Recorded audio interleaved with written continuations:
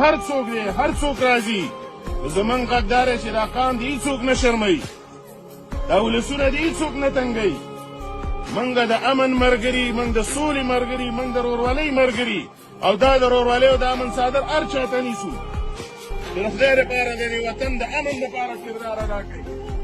چې امن نه وي په یو وطن کې تاسو راواورئ دا وطن به وران وران په دې وطن کې به روزګار نه وي په دې وطن کې به ژوند نه وي په دې یو ګام کې د نواپاس لار ده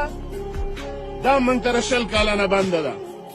تاسو د پنجاب ته به اکثر ځئ د هندوانو سالار د واګا باډر ورته وایي هم په دقه هندوستان او پنجاب منځ کې د سیکانو منځ کې لار ده کرتارپور ورته وایي سیکان او هندوان په بې ویزې تګ راتګ کوي ځي راځي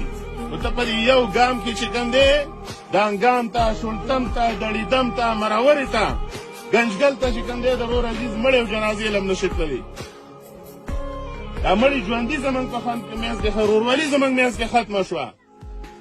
ټول په دې وطن کې د امن ملګری خلک دی موږ د هغه حکومتونو ته هم دا اپیل کوو چې دا ولسونه مه تنګوئ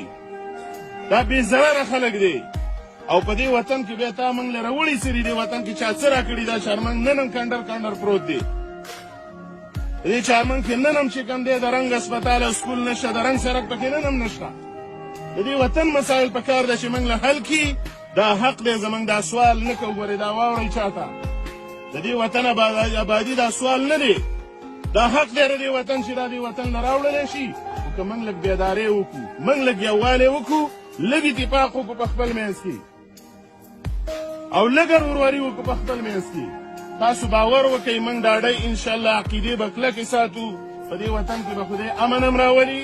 په دې وطن کې به خدای ورورولي هم راولي په دې وطن کې به دا دښمنۍ او تربګنۍ هم ختمېږي او په هر ځای کې هر عزیز ته به د هغه کوو چې دې وطن نه راشئ دا وطن به په خپله آبادوو په دې وطن کې به کور هم جوړو حجره به هم جوړو بازار به هم جوړو دا به نه کوو ولې دا د پلار نیکونو وطن دی ستاسو او زمونږ ادیرین دي په دې وطن کې دا وطن به نه پرېږدو په یو شکل باندې بل ځای نشته زمونږ بل وطن هم نشته په دنیا کې دا واورئ بل کلی بل چارمنګ نشته د دنیا په سر باندې همدا یو کلی دی زمونږ دا د زرګونو کلونو نه زمونږ او ستاسو د نیکونو امانت دی زمونږ څه نو ځکه ابراهیم علیه السلام سوال کړی و خدای پاک ته رب اجعل هذا بلدا آمنا وارزق اهله من الثمرات ای خدای پاک دا وطن د امن وطن وګرځي او روزي ورکړي دې وطن کې دې ولسونو له نو د امن